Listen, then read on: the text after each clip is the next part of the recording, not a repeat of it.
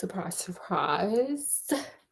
Hey, you guys, here we are, chugging, going to the road to nowhere, chugging on down, baby, chugging on down. Yeah. As per usual, it's you guys, it's Oreo Jr. looking, Christmas, Florida and Christmas chic. Let's Yeah. pose for him, baby. Got pose for him. Oh, put that pose on him. We got Scott over there. He's still here, so he's doing good. He didn't get a little crazy like he usually do. What? Let's both look at him, Oreo Jr. Okay, and then me, you know. We're here. We are chugging down the road. Now, I don't know if y'all recall what happened yesterday. Scott, do you recall what happened? Did you want to recap yesterday? We're gonna put Oreo over here with his friend. Yeah. They got their own little Teresa book club. Freedom got it on. Finally, this is what Scott's been asking for the whole time. Uh, anything else of note, Scott? I mean, that was the main thing. That was not visiting his mom was the main thing. It just shows where your head is, Scott. Just head in a gutter, child. Okay. Well, she needed that. The witch said it was cheap. Okay. Okay, so Teresa stopped by. Teresa, Free, and Poppy stopped by his mama house, which was a castle, a haunted Frankenstein Dracula castle. And she got a reading. The lady was weird. It got really weird. She was like, today, if you choose, you're gonna do something real cheap. And then Freedom Jack took her to a bedroom and did something real cheap with her, period. That's what I heard. Okay. So now we're back on the road to nowhere. So are y'all ready? You ready, Scott, to hear what this next chapter what got? Can't wait. And this is a short chapter, by the way. Huh? You said what? Can't wait to see where we go from here. This is a short chapter. I'm just gonna warn y'all. It's not gonna be long. I'm not gonna hold you. It is Saturday night, and I want y'all to get out there and boogie, oogie, oogie till you just can't boogie no more. Okay, let's get it. They drove north through the storm. Teresa didn't know what time it was. She had left her watch at the old hag's place, along with her virginity. Girl, it's just cheap. Wrapped in sheets wrinkled with fading pleasure, her body her body aches had returned. They had been there the moment Free shook her awake and told her to get dressed because they had to hurry. Hurry and go where? Along with all her earlier complaints, her head now hurt. She longed for a couple of aspirins. She didn't know what the hurry was, but Free said they had to get somewhere before the sun came up. Is he a damn vampire? I promise I think he's a vampire. Only Dracula will wear a psychedelic suit coat. Oh. What say you, Scott? Only Dracula could pull it off, only. I mean, there are other people, but I know Dracula got it. Okay.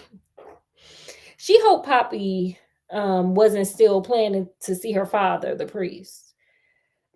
Free sat silently beside her, staring straight ahead at the road.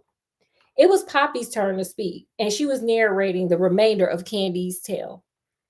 As I said, Candy had a newborn baby, no money, no skills, no man, Poppy said. But she loved her little Johnny, and Candy blossomed when she was in love. She stayed in Oregon, but moved to Portland so that she could try to go back to school. First, that was impossible. Johnny needed too much attention, and she had to remain on welfare to stay at home, which was a postage stamp size apartment. She drew a lot during those days, mainly sketches of her son. She couldn't afford a camera or film to take pictures of him. She refused to ask anybody for help. Henry, her parents, she didn't want charity from anybody. The government giving you money though, like I'm sorry, like damn, it's not like you just existing off of like air pockets and spit. Like, girl, what? What? You get money from somewhere, so. But okay, let's let her live in her level of truth. She despised being on welfare. Okay, we at least acknowledge that. And got off as soon as she could. It was a big deal for Candy to be self-sufficient. She felt it was her dependence on Johnny in high school that had led to so much misery in both their lives. Okay, look at her atoning. Look at Candy. Look, girl, you better atone. She's like, look, I messed up in high school. I ain't gonna do that no more. I'm doing too much. Where Johnny was, what he was doing, she had no idea. She had tried again in vain to find him. Yet she knew in her heart that he was not doing well. It was almost as if when she had her son, she could feel John's pain. Candy had discarded the idea of becoming a doctor. Girl, you still kind of was holding on to that hope because baby, that's not hope. That's just delusion. It mutates, babe.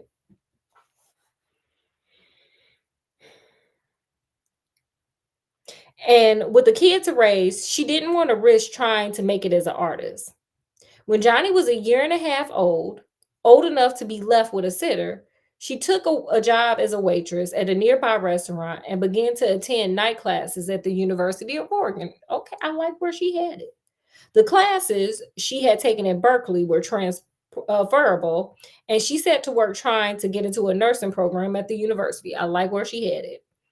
It wasn't a long way from being a doctor, but that didn't bother, or it was a long way from being a doctor, but that didn't bother Candy because as a nurse, she would still get to help other people. Also, from research, she knew that nurses could have control over when they worked. Girl, not today's nurses, honey. Them chicks be working a lot. They could do 3 12-hour shifts and take the rest of the week off. Candy thought that would be perfect. She could still support herself and her son and still be around to watch him grow up. Period, girl. We got a plan. I like our plan, baby. I like these goals. I like them. I like them a lot. Candy was able to enter the nursing program after only one more year of regular courses. The studying was hard for her, particularly when she was tired from working and taking care of a son. With her job, she made a little more than she did on welfare. But Candy began to feel pride in herself and her abilities. It comes from hard work, honey. There's nothing like hard work and seeing it. It's kind of like growing fruits and vegetables or growing something. You put something in the ground and you keep doing what you need to do to it, taking care of it, and eventually it starts sprouting results, baby. Yes, Candy girl. Yes, Candy girl. Sound like New Edition. Candy girl. Yes. You are my world. Yes, girl. Okay.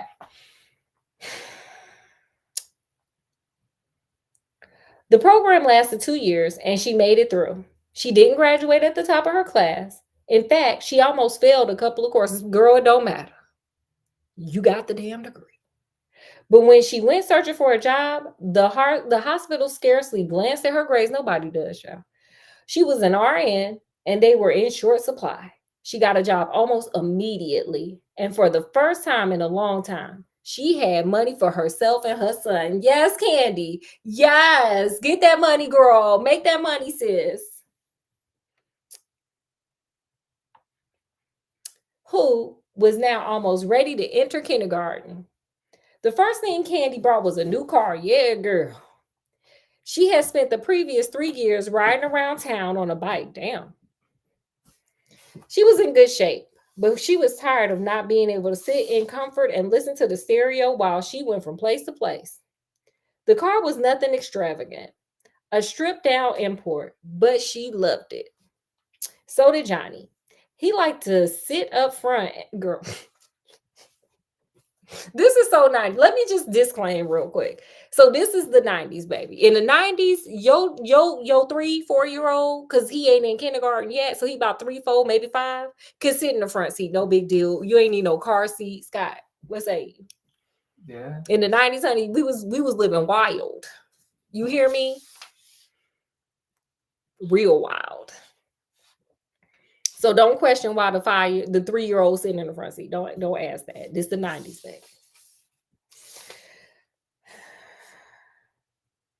He had an extraordinary vocabulary for a kid. He was smart as a whip. Candy thought he would be the one to become a doctor. In fact, she began calling him Doc, which made him laugh. On a rare trip down to LA to visit her parents, Candy met a guy. He wasn't a doctor. He worked nights as a custodian at a local high school. That may not sound glamorous, but he was. His name was Clyde, and he was almost as wild as John had been. Candy liked him right away and fell head over heels and he fell head over heels for her. They met at a park near her parents' house. She had brought Johnny there to fly a kite. Clyde was chasing the ducks down by the park. Why is he chasing ducks? You all right, sir? He said his niece wanted one for her birthday, and by golly, she was going to have one. Sir, that sounds illegal. Can you go just grab ducks from the park and just take them to your niece like she wanted one as a pet? I don't think so. Sir, your ass going to end up in jail. That's what's going to happen to you. Anyway, they never did catch a duck, thank God. And Johnny let go of his kite, and the wind took it away. Clyde got her number, period. He got what he didn't need that duck for his niece. He needed your number. Though Anne called her the same night. They went to dinner and a movie, the same thing the next night. Candy wasn't in LA long. She was back home in Oregon only a few days when Clyde showed up at her doorstep. Girl, he like you, girl. He like you. He said he happened to be in the neighborhood. I like you, Clyde, honey. Clyde pursued Candy inexhaustibly. Scott, is that what you did to me? It is. You ran me down until my feet hurt. That's what I did. And dragged me to that altar? Mm-hmm. That's exactly how that happened. Every weekend, he drove up from LA to Portland to see her. He was serious. Yes, he is, girl. If a man look, let me tell y'all out there. If a man is doing all that to get you, he wants you, sis. If a woman is doing that to get you, she wants you, bruh. What say you, Scott? Yeah.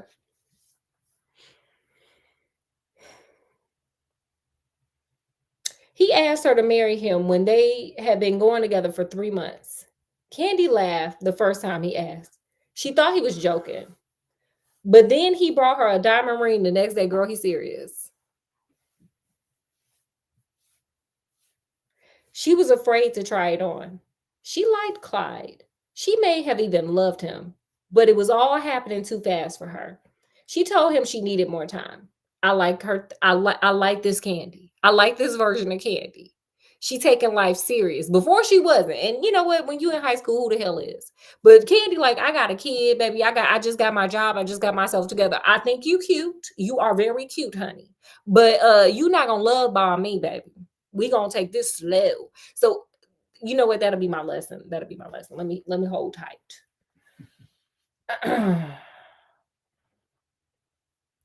Let me see here. I'm sorry. I lost my place trying to teach. Wait, let's see.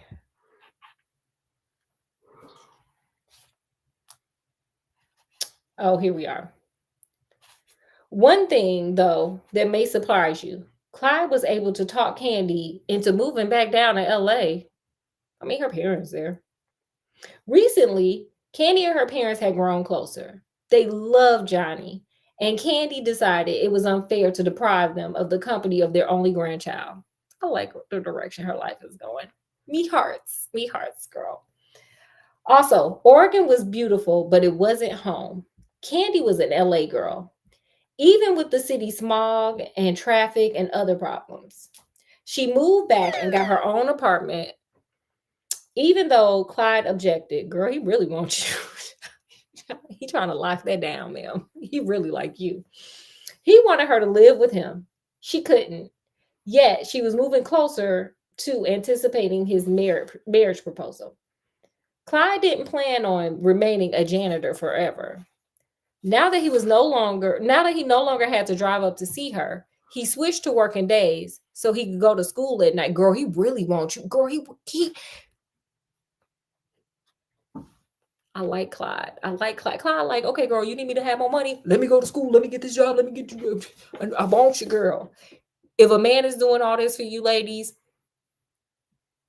he probably the one. He probably the one. Scott, what say you? Could be. Cause he working. He putting in that work. Go off, Clyde.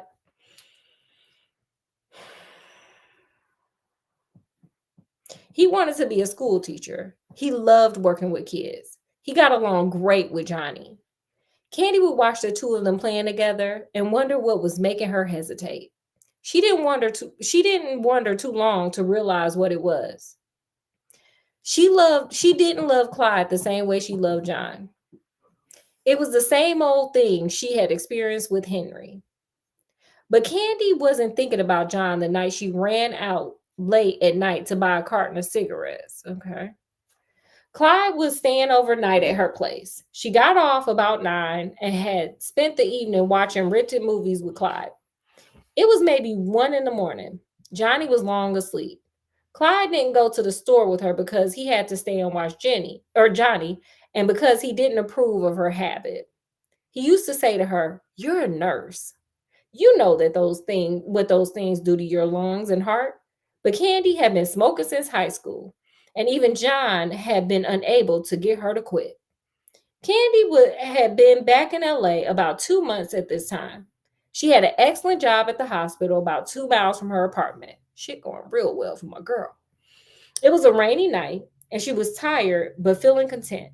In fact, as she drove to the all night mini mart near her place, she thought that her life had finally begun to turn around. I agree, Candy girl. I agree. Getting it, sis. She had financial stability and a man who loved her. Don't forget your baby. Her son was healthy. On the drive to get her cigarettes, Candy counted her blessings. But blessings are not like gold coins. You can't count them and lock them in a safe and expect to find them there later. Candy had been tossed around by fate all her life, and fate's kind of like a kid who has found a nice ball to play with, a ball that bounces back. The kid will keep playing with the ball until it goes flat or she loses it. Candy was about to lose something that night, though. She didn't know it. She parked in the front of the mini mart. She had been there a dozen times late at night, usually to get cigarettes and also to fill up her gas tank. The place was always open. She got out of her car and walked towards the door. She walked fast. The rain was coming down hard and she didn't want to get wet. It was only when she had her hand on the door and was about to open it that she raised her eyes and saw the man inside with the gun in his hand pointed at the head of the store owner. Her breath stuck in her chest. She knew she should turn and run away and call the police, but she blinked and peered closer. The man looked familiar. It was John, her long lost love. John was robbing this store. Girl.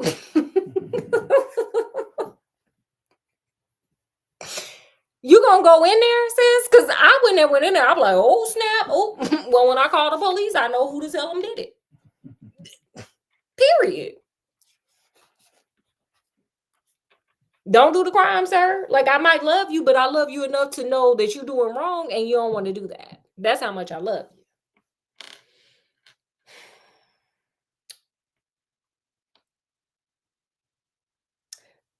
That was terrible, she thought. There must be some mistake. She opened the door and stepped inside. Girl, this is where you're just not doing what you like. Girl, you was making real good decisions up until this point. Stop right there, Free interrupted. Why? Poppy asked. Yeah, why? Teresa asked. She wanted to hear the end of the story. She had waited so long to hear it.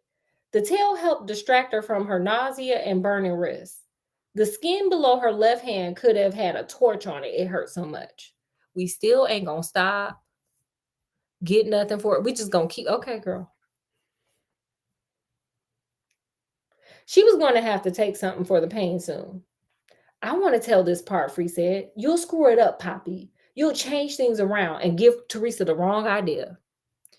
Very well, Poppy said. Give us John's version of the night of the holdup. In a few minutes, Free said.